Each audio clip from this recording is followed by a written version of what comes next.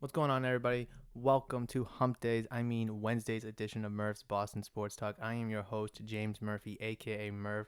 And how are you doing today, this morning, this evening, this afternoon, whatever time of day it is for you? How are you doing? Ask yourself that. Hopefully, it's good. And if it's not, hopefully, this episode can help you feel better or at least okay, right? Hopefully it makes you feel pretty good if you're having a bad day. And if you're having a good day, hopefully this episode will help you have a great day, because we do have a great episode in store for you. And I'm super excited to talk about several topics, actually. But the first thing that I want to get into has nothing to do with Boston sports.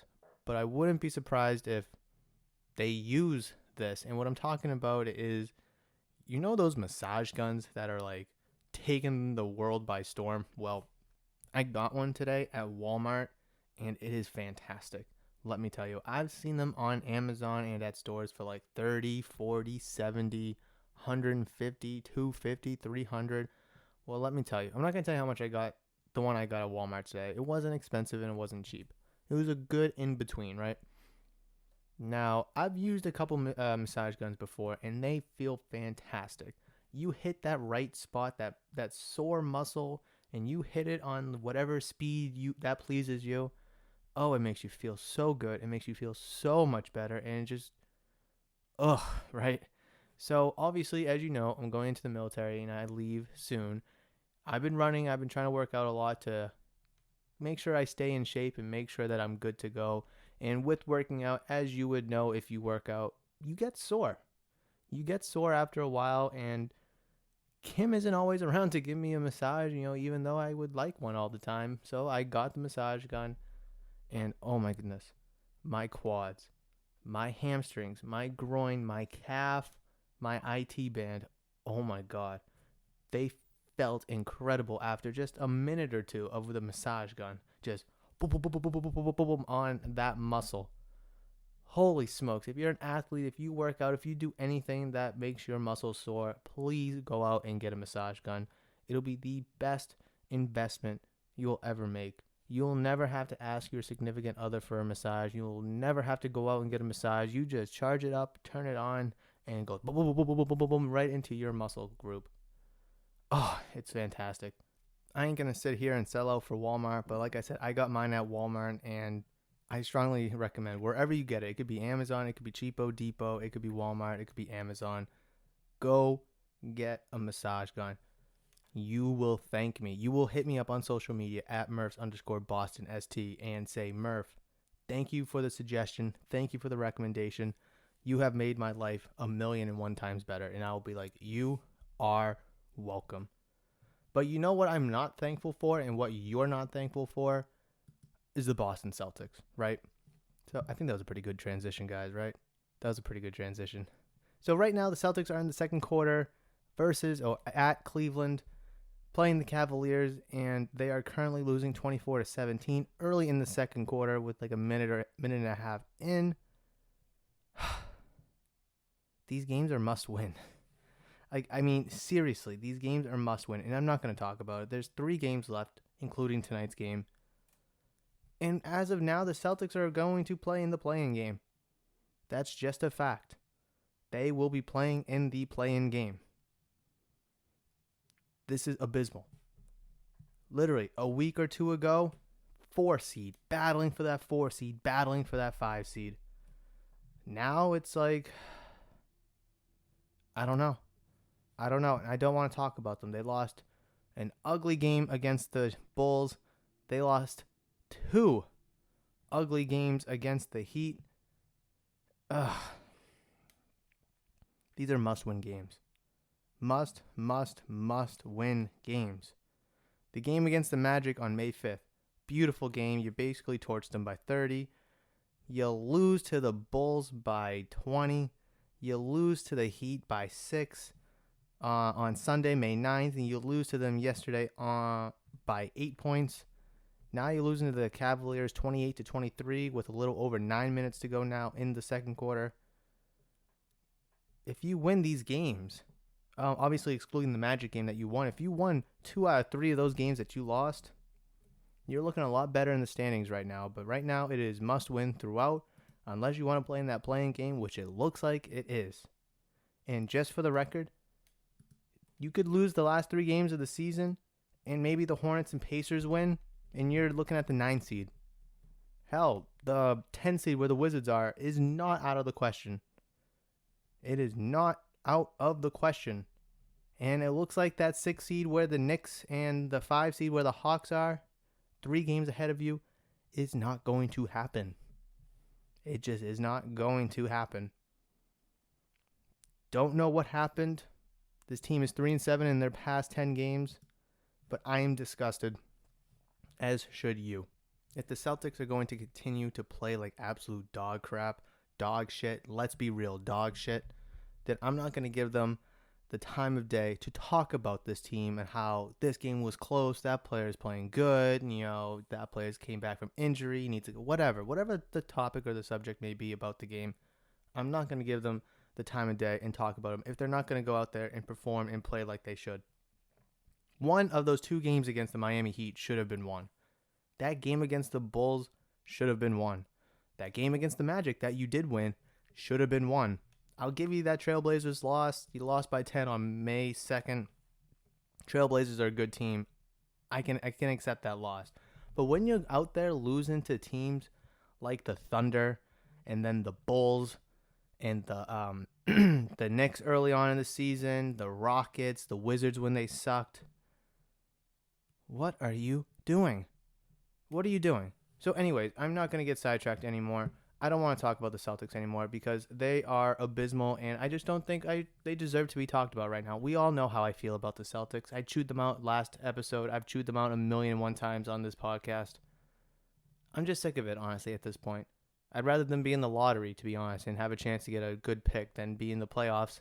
In the play-in game, I should say. Not even the playoffs. That's not even a guarantee. The play-in game is going to be most likely. But let's talk about a team really quickly that is performing very well and that does deserve our time of day, and that's the Boston Bruins, where they clinched the 3rd seed the other night. So yesterday's game was virtually meaningless. They beat the Islanders 3-2 in overtime on Monday. That is when they clinched the 3 seed. They lost yesterday to the Capitals 2-1 in a game that was virtually meaningless. No one really played on either side. Literally 10 healthy scratches across the board for the Bruins, and I would assume the same for the Capitals. I didn't watch it. What was the point? But I do kind of want to go over the East Division and how it's going to set up and play out. Number 1, you have the Pittsburgh Penguins with 77 points and 196 goals for. You have the Capitals with 77 points and 191 goals for. The Boston Bruins, 3rd, with 73 points and 168 goals for. And then you have the New York Islanders wrapping up with the 4 seed, 71 points and 156 goals for. For a long time, the Islanders were number 1, number 2 for a long time in the season. Late, they kind of fell off a little bit. They couldn't score a lot of goals. They ended the season 3-4-3. You have the Bruins 6-3-1 in their last 10, the Capitals 7-2-1 in their last 10, and the Penguins 8-2-0. There was a good chance that the Bruins could sneak up and get the 1 or the 2 seed. But when you have the Penguins and the Capitals playing super well like they had been, it's tough to catch up to those kind of teams that are playing so electric. And when I broke down each of the team and where they're seated, I mentioned their goals for, and you could tell and see the massive difference between the top 2 teams and you. The Penguins, 196 goals for. The Capitals, 191. The Bruins, 168. The Islanders had 156. Don't really care about them at the moment. But I would say that's probably a reason why they fell all the way down to number 4 is because they couldn't put the puck in the net. They played great defense. They got great goaltending down the stretch, but they just couldn't put the puck in the net. They couldn't get runs on the board, or goals on the board, I should say. Bruins had a similar issue for a long time. Trade deadline, they bring in Taylor Hall, who's been playing phenomenal. The teams really kicked it into gear, turned it around, flirting, like I said, with that 1 or 2 seed. Ended with the 3 seed. But there's still a big difference between goals for those top 2 teams and then you. Is that going to be a problem with you moving forward in the playoffs where, you're playing the Washington Capitals in the first round? So in hockey, it is team seeds 1 versus 4, 2 versus 3 in the first round. Then the next division, the winner of 1 versus 4, 2 versus 3. You get the picture. Is 168 total goals going to be enough against the Capitals where they score 191? Will your defense be able to slow them down and stop them? And will your offense be able to step up? Capitals have given up the most goals among the 4 teams that are in the playoffs in the East Division with 168, where you've only surrendered 136, which is actually second behind the Islanders, who have scored the least and have allowed the least amount of goals. Something to keep noteworthy of as we proceed through the playoffs. But like I alluded to earlier, the Bruins will be playing the Capitals in the first round of the Stanley Cup playoffs. Something I'm looking forward to, something a lot of hockey fans are looking forward to. 2 tough, gritty teams that have had some battles this year. Tom Wilson, Brandon Carlo, Jared Tenorti. This is something I'm really looking forward to. Bruins will be in Washington for the first game and second game. First game, Saturday, May 15th, 7:15. Really looking forward to it. Can't wait to tune in. Playoff hockey is one of the best things on this planet in terms of sports and entertainment. That is a fact, not opinion. Can't wait to see how the Bruins play, not just against the Capitals, but in the playoffs in general. This group is really starting to run out of time to get another cup. They had their chance in 2019 when they lost in 7 games to the St. Louis Blues. You lose Chara. Bergeron could be next. Rask, Marchand, Krejci. Your core, your team mold could soon be falling apart. And with Zdeno Chara not on the team this year, that is one piece removed. Soon, Krejci could be gone. His contract's up. Rask could be gone. His contract is up. Bergeron and Marchand aren't getting any younger. So if it's not this year, what year is it going to be? And we kind of said that in 2019. They lost. 2020, they didn't make it. 2021, honestly, I think they have a fair shot just like anyone else does in the East Division. So unlike another team that plays at the Garden as well, the Bruins are well deserving to be in the playoffs. And I'm incredibly looking forward to them, how they perform against the Capitals in the first round. Unlike the Bruins, who have to go through a play-in game to potentially get a spot in the playoffs. But I'm not going to go on that rant. I'm not going to go on it. I have nothing but nice things to say against the Bruins. Fantastic season. Started off great. Kind of hit a lull on the bubble being out. Came back, flirted with one of the top 2 seeds. Ended with third. Could have been worse. Could have been better. But you know what? Excellent season. They went out. They addressed needs at the trade deadline. Defense, offense. I love what this team is bringing to the table for the 2021 Stanley Cup Finals. Like I said, looking forward to it. But I do want to transition over to the bulk of today's episode. No, it's not me ranting about the Celtics. No, it's not me going bananas or whatever on the Bruins. It's the Patriots' schedule. The Patriots' schedule came out, and I want to talk about it. So I haven't looked at it yet. I do know that they're playing the Dolphins week 1 at home. I do know that the Buccaneers are coming into town week 4. Other than that, I have no idea what it looks like. It being 17 games this year, so we're going to have 18 regular season weeks. Be very interesting to see how the bye weeks kind of play out now that there's an extra week added at the end. Are week 4 bye weeks going to still be a thing, or are they going to start with week 5? How deep into the season are the bye weeks going to go this year? I believe week 13 was the latest bye week, and that was the Buccaneers, and I forget who, maybe the Panthers. It'll be interesting to see how late the bye week goes this year. Obviously, I don't really care about none of that right now. I just care about the New England Patriots, their schedule, and who they could potentially win and lose against. I will give you my opinion, win, loss, and we'll see what we come up with after 18 weeks of a regular season.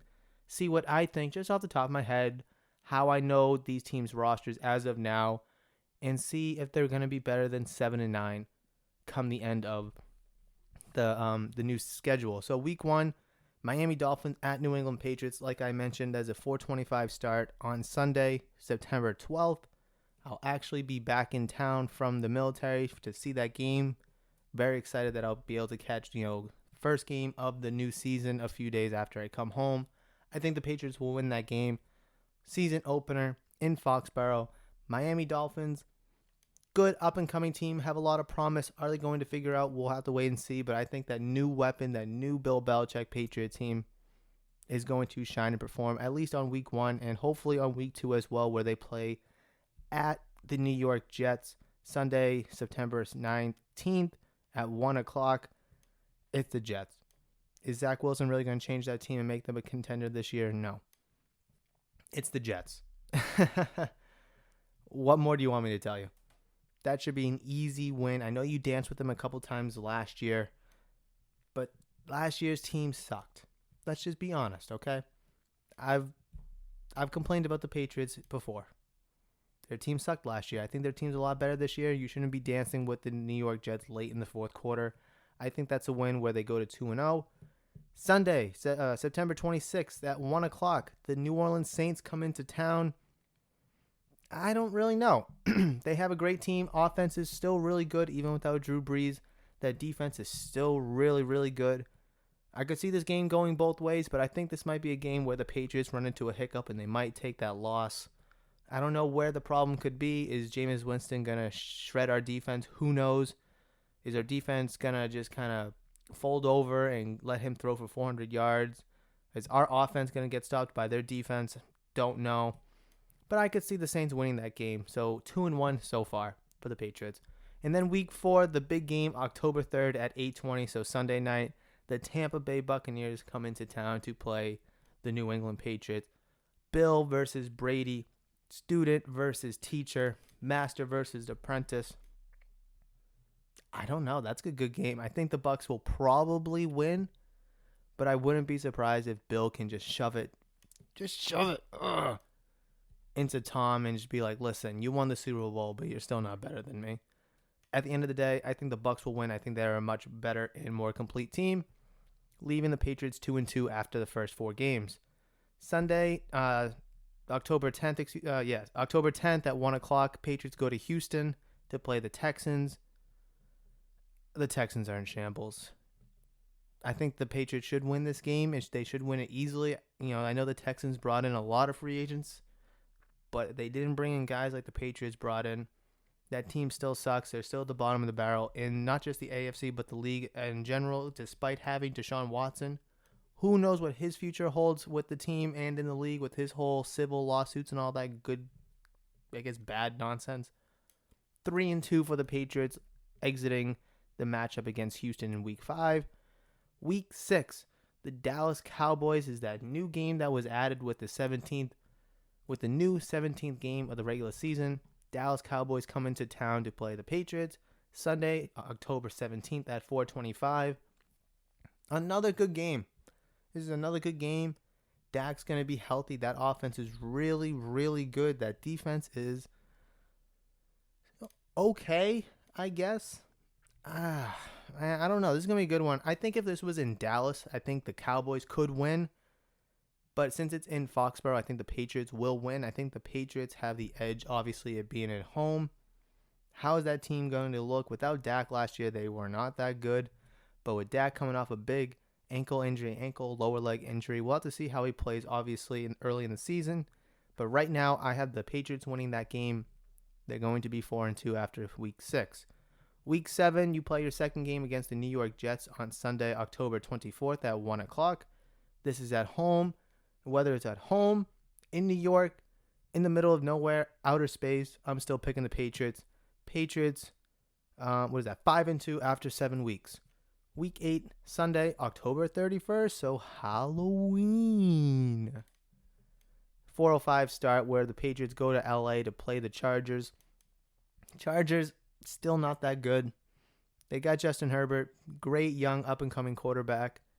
I just think outside of that team's not really that good. They have Austin Eckler, Keenan Allen. They did lose Hunter Henry, so it's going to be a little homecoming game for him.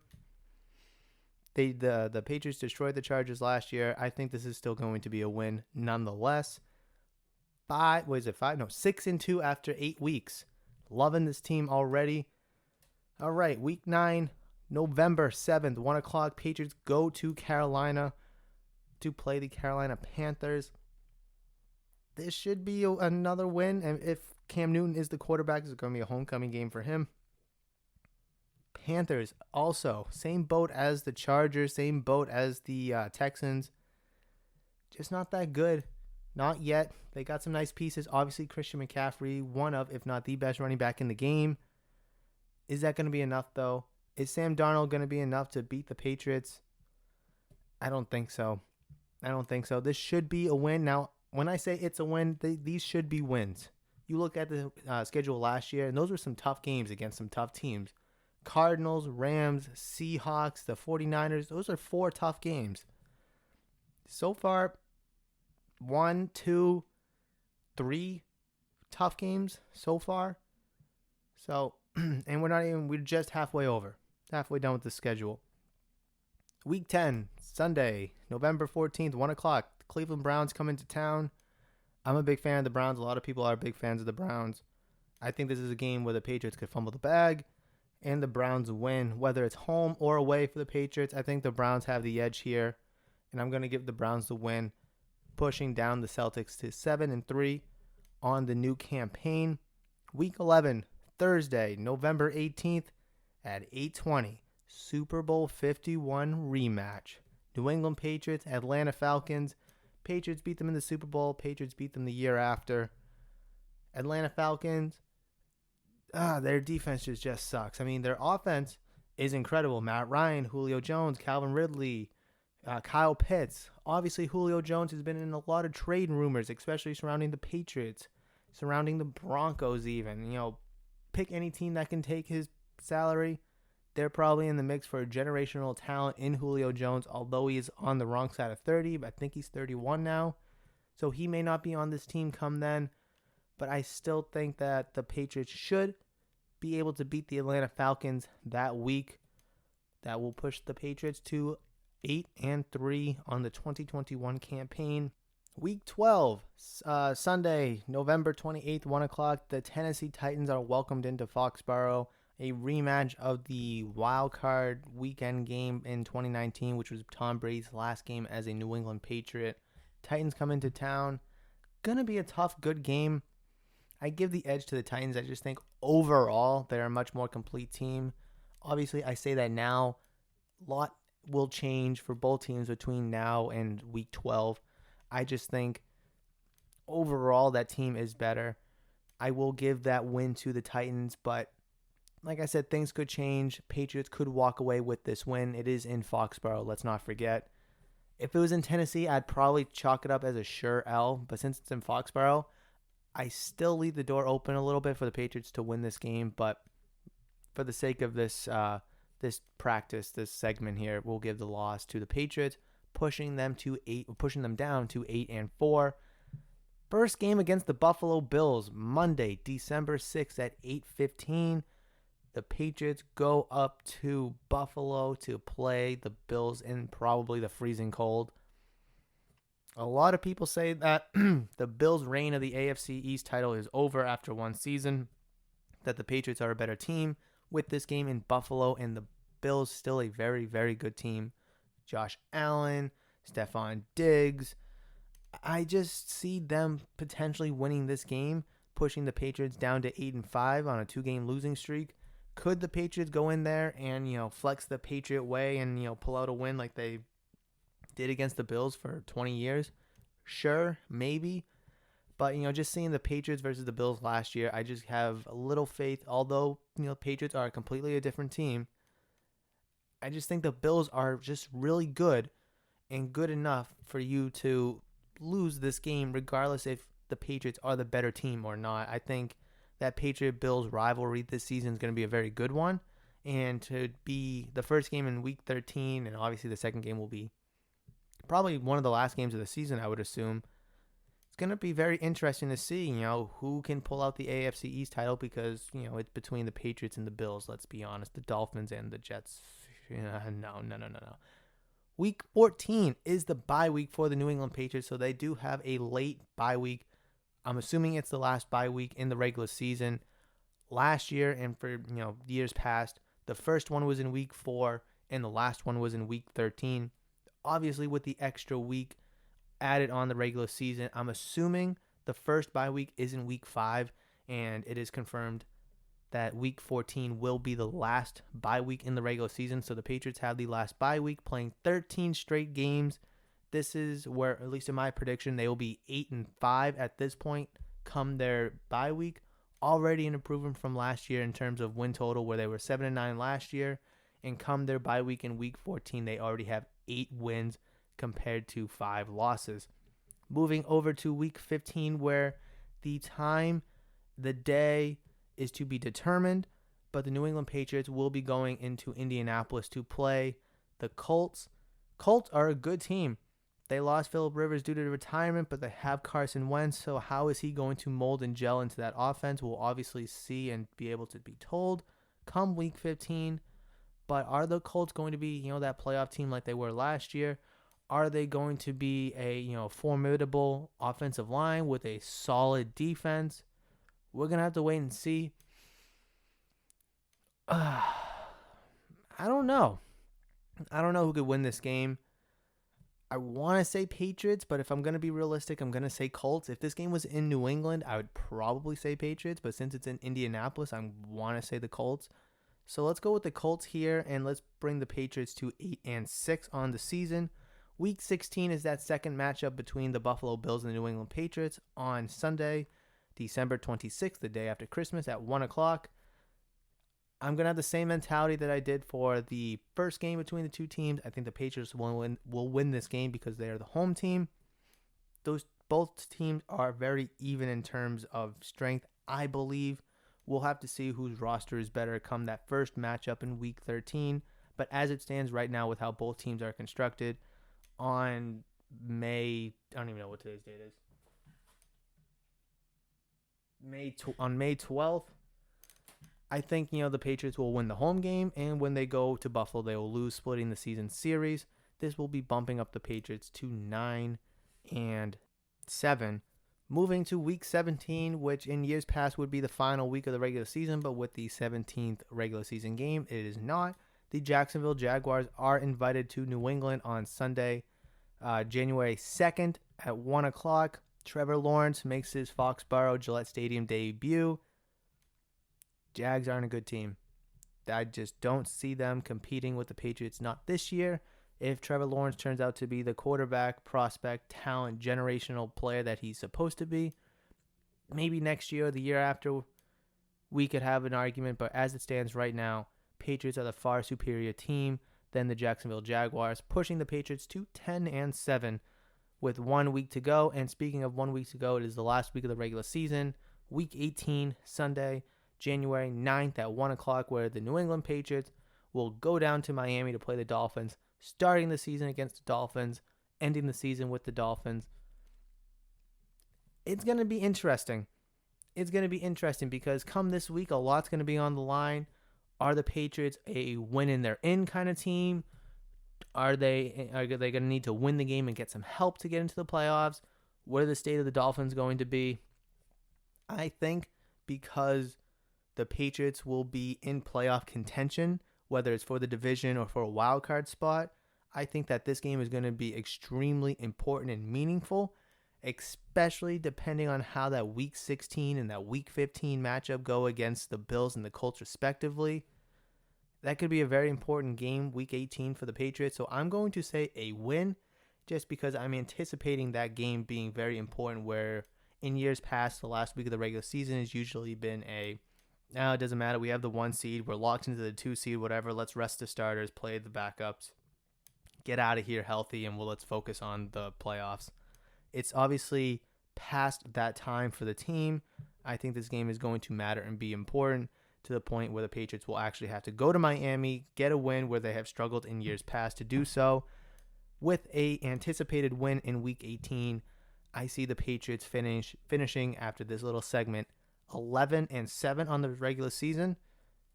Is that going to be enough for the Patriots to get into the playoffs, whether it's with the AFC East division title or with one of those 3 wildcard spots? I don't know. I don't really know. That extra game added on is very interesting. 12-4, 13-3 is usually your top 2 seeds, where 11-5, 10-6 starts to be kind of the bottom. Your playoffs, maybe a 9-7 team sneaks in there. 11-7, I want to say, is at least a wild card. Obviously, the division is something else, and that's going to be a battle between you and the Buffalo Bills. But I think at the end of the day, the Patriots will be in the playoffs one way or another with a record of 11-7 after this segment, with how the Patriots and the teams that they're playing are constructed right now as of May 12th, 2021. Things could change between now and the preseason, even between now and week 1, between now and week, 13 when they play the Bills in Buffalo. Things could be completely changed. Hopefully, as we get closer and closer to the regular season, I would love to do another segment like this, because the Atlanta Falcons may trade Julio Jones to, Buffalo, for example, and now the Bills are extremely better. And okay, so I can see the Patriots losing both of those games.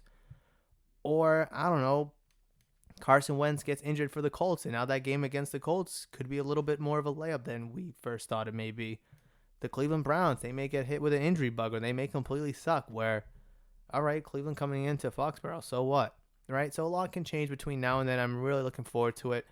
And for the record, if anyone really cares about the preseason, week 1 of the preseason, the Washington football comes into town on August 12th, which is a Thursday. Week 2, Philadelphia Eagles. The Patriots will be at Philadelphia, on August 19th, which is also a Thursday. And then week 3, a seasonal tradition, the Patriots and the New York Giants will be playing in the Meadowlands on August 29th, which is a Sunday. And all games are at 7:30 local time. Obviously, with the extra week added on to the regular season, there is 1 week in the preseason that is lost. I think it's a win-win for the league, the fans.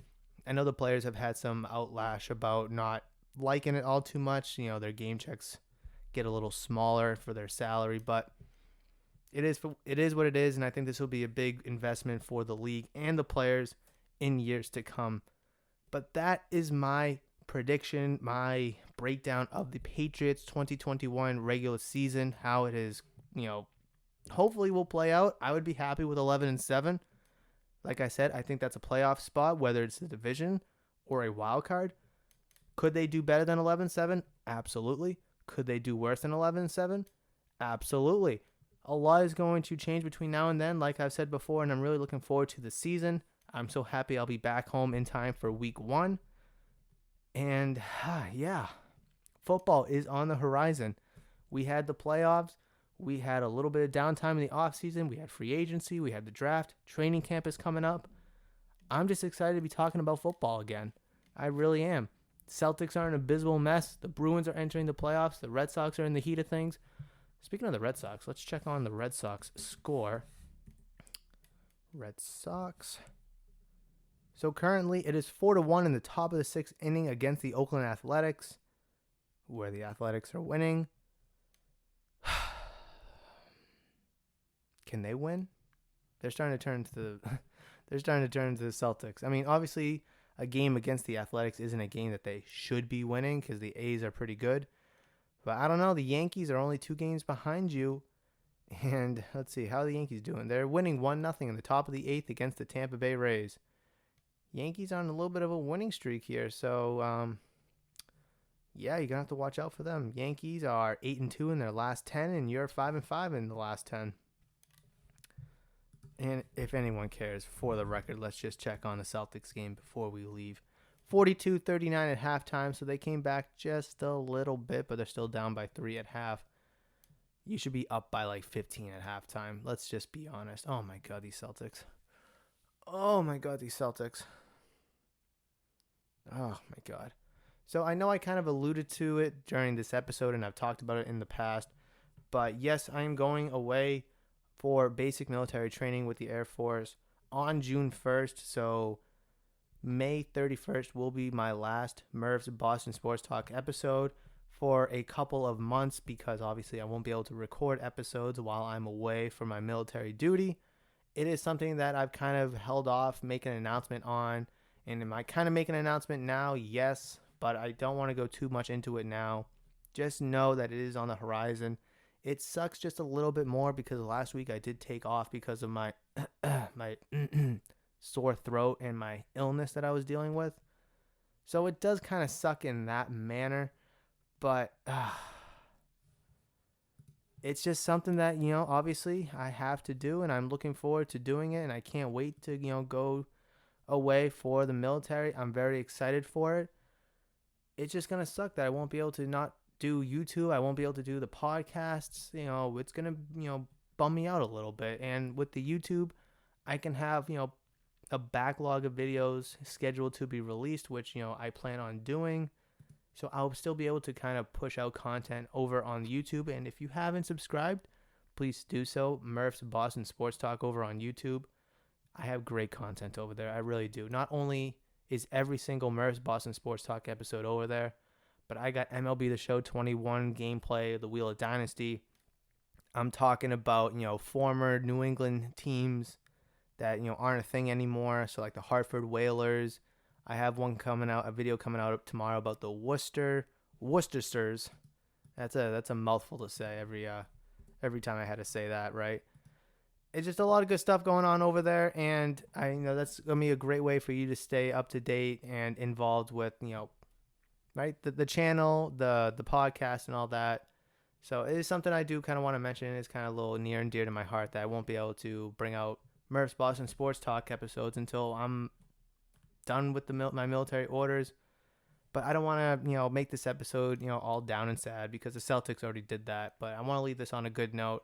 I'll definitely talk more about it as we get closer and closer. But I just wanted to leave that little nugget in your mind between now and the next episode or the episode after that, whenever I really kind of dive more into it. But anyways, guys, thank you so much for joining me on this episode. This was super fun to do, talking about the Patriots schedule, my predictions. Let me know what you think about the Patriots schedule, whether they're going to do good, bad, mediocre. Let me know down in the comment section below if you're listening on YouTube, or reach out to me on social media if you're listening on audio-only platforms like Spotify, Google, Amazon, Apple Podcasts, wherever it is. Reach out to me on social media at Murphs_BostonST, where the ST stands for Sports Talk. Thank you so much for downloading, listening, and enjoying Hump Days. I mean Wednesday's edition of Murph's Boston Sports Talk. And between now and Friday's episode, I hope you have a great one. I hope you stay safe, and I love you, as you all know. But until then, I'll see ya.